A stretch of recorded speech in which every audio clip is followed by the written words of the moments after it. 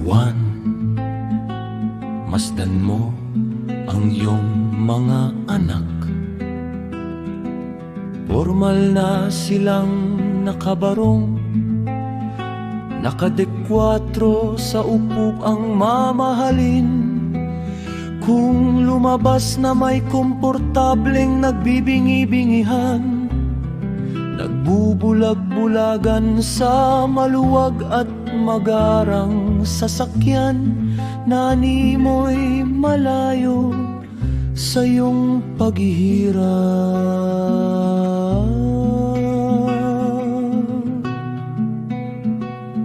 Pilipinas, gisingin mo ang iyong mga anak, pagurin mo sa pagwawalang bahala.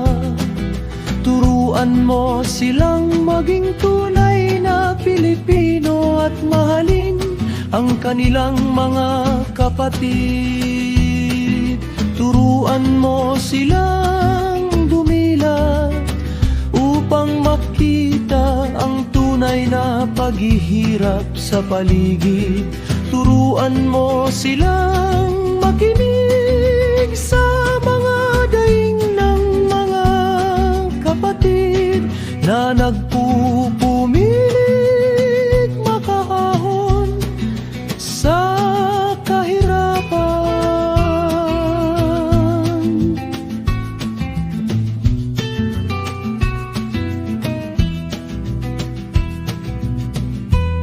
Kung sila'y iyong tititigan, formal silang nakabarong at tila kagalang-galang.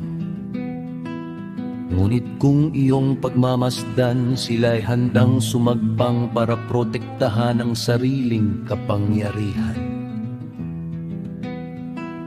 Kapangyarihang hiniram lamang nila sa buong sambayanan, ngunit sila'y walang pakialam, sapagkat ang alam lamang ay magkamal, at ang laging kinakawawa ay si Juan.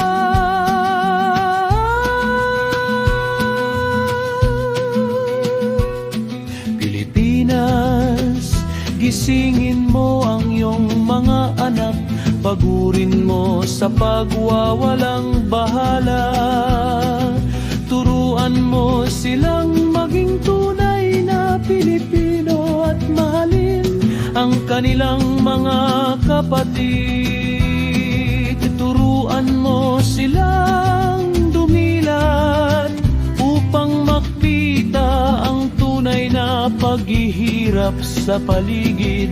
Turuan mo silang makinig sa mga daing ng mga kapatid